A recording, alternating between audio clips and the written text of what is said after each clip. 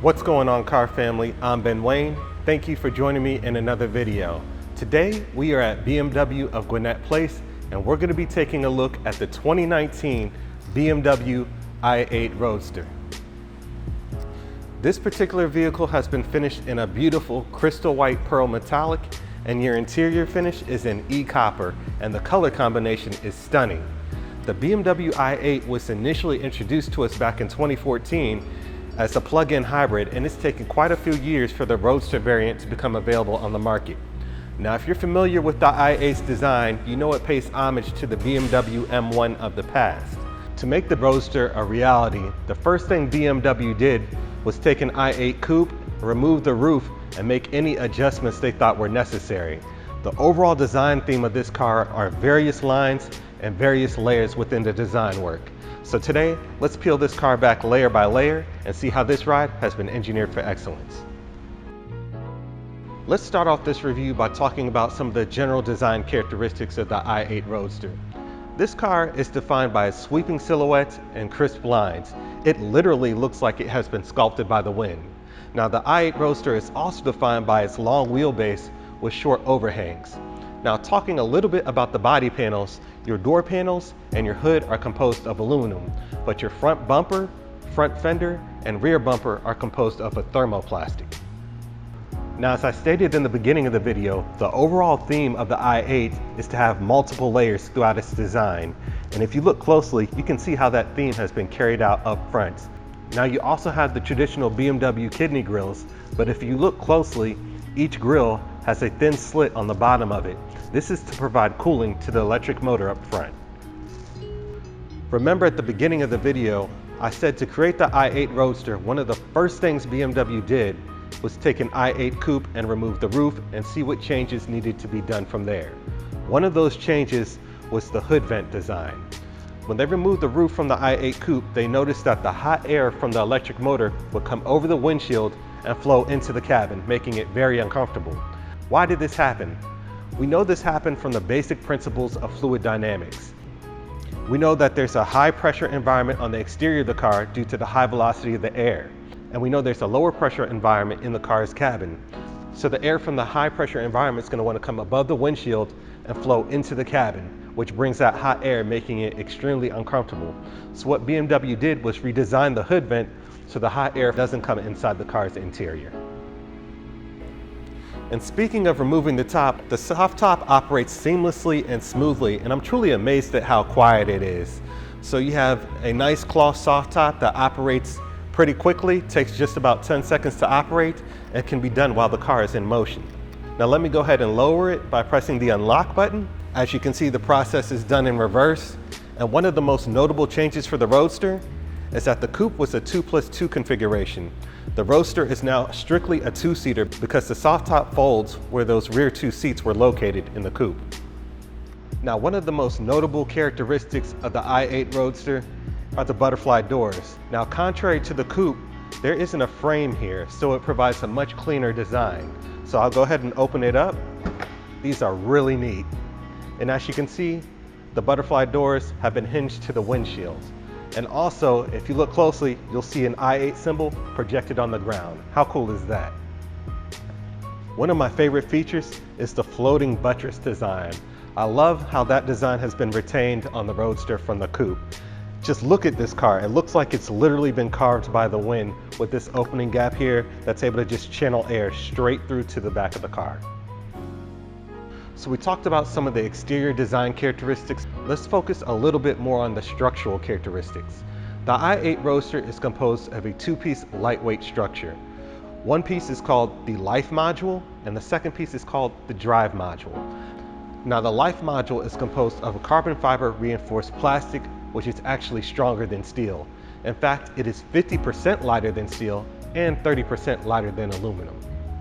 Now, the Drive module houses your powertrain, your high voltage battery, which has been located in between the seats and aids in a near perfect 50-50 weight distribution, your suspension, and other structural components. And speaking of suspension, the i8 Roadster features a double wishbone suspension up front and a multi-link design in the rear. Let's go ahead and talk about the wheel, tire, and brake setup. Now, the first thing I want to mention is that the i8 Roadster does feature an all-wheel drive system, except the front wheels are not mechanically connected to the rear wheels, and we'll talk about what drives those a little bit later in the review. This particular i8 Roadster features 20-inch wheels that have a black and silver finish, and I think they go well with the overall theme of the vehicle. Now, the 20-inch wheels are shot in potenzas that are 215 up front and 245 in the rear. Your brake rotors are 13.4 inches up front and 13 inches in the rear. Both are cross-drilled and internally ventilated. And since this is a hybrid vehicle, this does feature BMW's brake energy recuperation system. So what powers the front wheels? Well, up front, you have an electric motor, or what BMW refers to as an e-drive motor. It provides 141 horsepower at 4,300 RPM. And it also provides 184 pound-foot of torque from 0 to 4,100 RPM. Remember, electric motors are capable of providing instantaneous torque. So your torque is going to be from 0 to 4,100 RPM, which helps with this quick acceleration. Now, this electric motor is connected to a 2-speed transmission manufactured by GKN. Now, what's new from the previous year of the coupe model is that this electric motor is now powered by an 11.6 kilowatt hour battery instead of a 7.1 kilowatt hour battery from the previous year.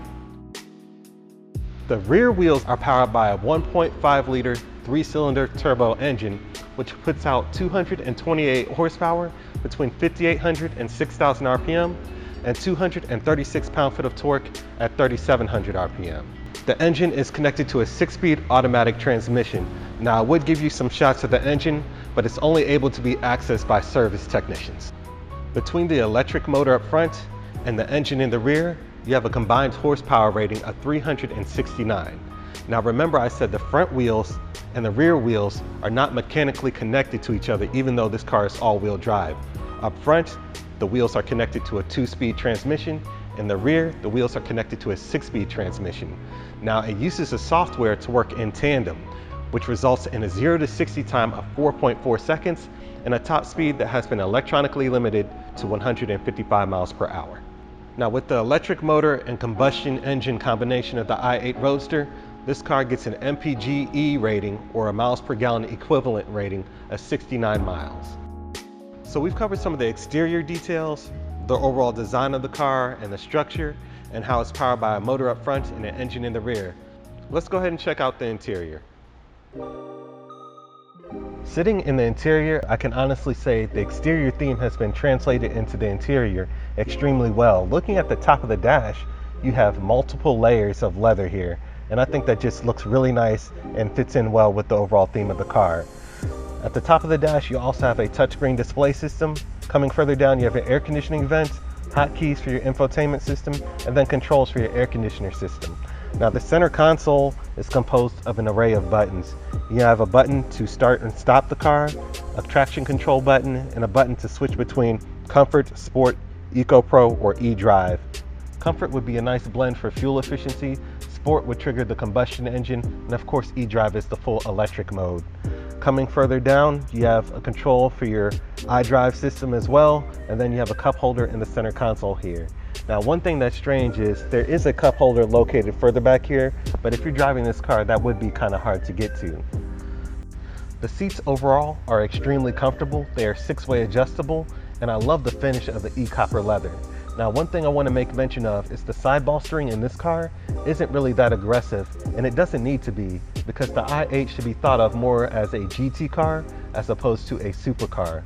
So they're extremely comfortable, and I really love the finish on the seats. Coming over to the door panels, they're covered in a smooth black leather and feature contrast stitching. You have a button to lock and unlock the car, and a button that electronically opens the door. Now, if the car isn't powered, there is a button to mechanically open the door as well. Coming further down, you have e-copper leather accents, which look extremely nice, buttons to control your windows and side view mirrors. Now, one thing that's important to note is that there isn't any storage on the doors. Taking a look at the steering wheel, I love how it feels in my hands. It also has the Tron theme carried out across the steering wheel with silver accents. Now, it does feature the BMW badge with a blue background, and you have 2 shift paddles behind the steering wheel as well. Also sitting behind the steering wheel is a nice vibrant digital display, which is able to show you what driving mode you're in, how much battery charge you have left, or how much fuel you have left as well.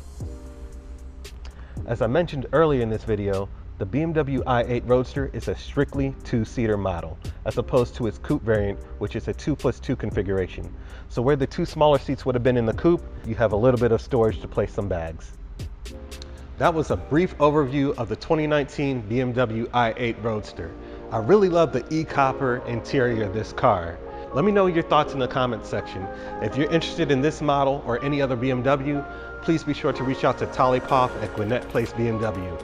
This particular model is going for approximately $175,000. I would like to thank you guys so much for watching. Please remember to click the bell so you're notified whenever I release new content, and I will catch you in the next one.